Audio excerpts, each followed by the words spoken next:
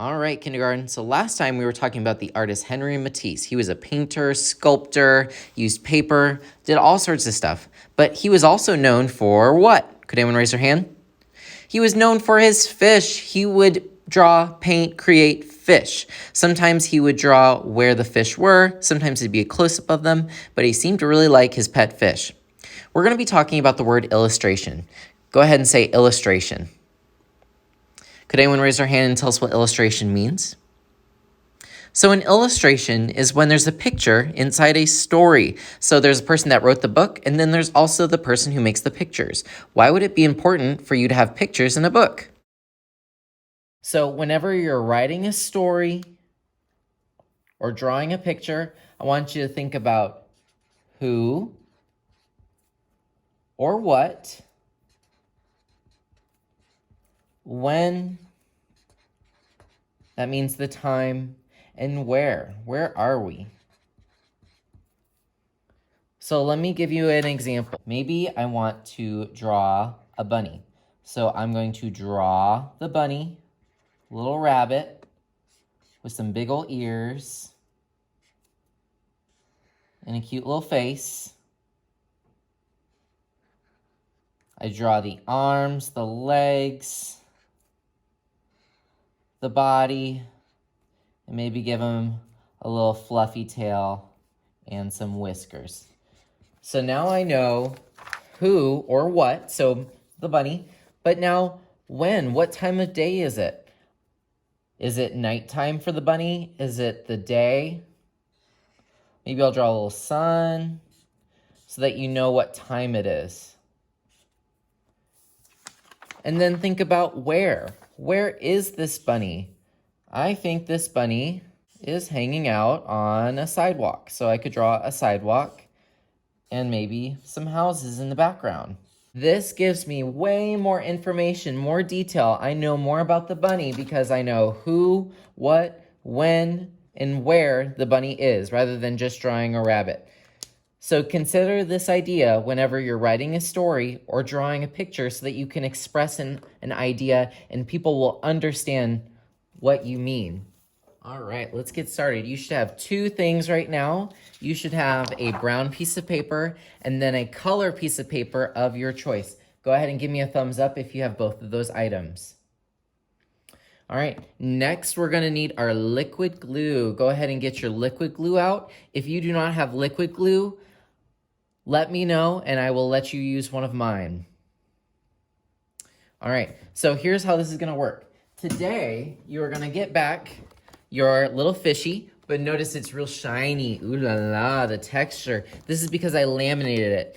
Laminated means it went into a machine and it put a piece of plastic over it. So now it's really shiny and smooth. If you weren't here to make the fishbowl, don't worry. I'll have one that you can color in and add your own fish today. Ooh la la, we will get this back later in a moment. First, we're gonna make a place for the fish tank to go, or fishbowl. So you'll get to choose where you want your fishbowl today. You're gonna take your glue, open it up, you're gonna twist the top, give it a little shake, and you're gonna put dots on the corners. Let's count together how many dots how many corners we have. 1, 2, 3, 4. That's all we need is 4 dots of glue. Do we need to put glue all over the place?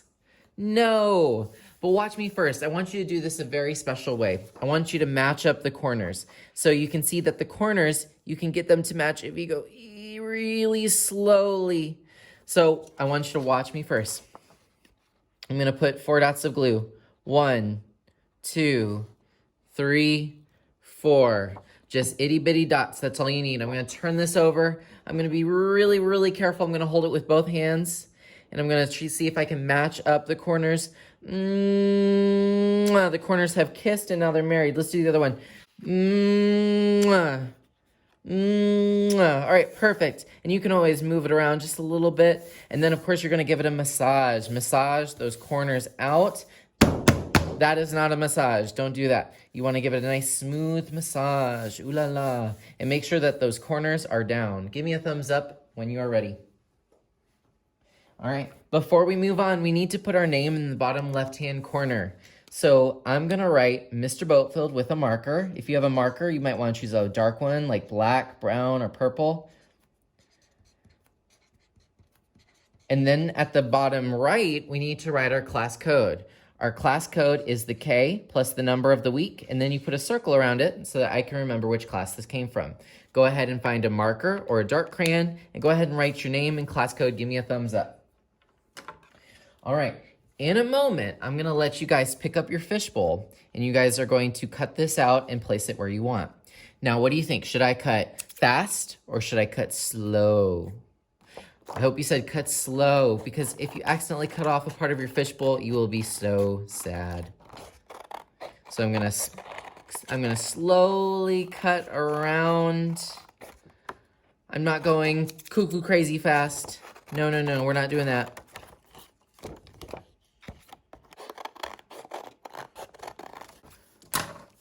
Once you have all of this trash, do you think we'll need this? Do we want this? No, this is gonna go in the trash can. Now that I have thrown that in the trash, I'm ready to glue on my fishbowl. Where should it go?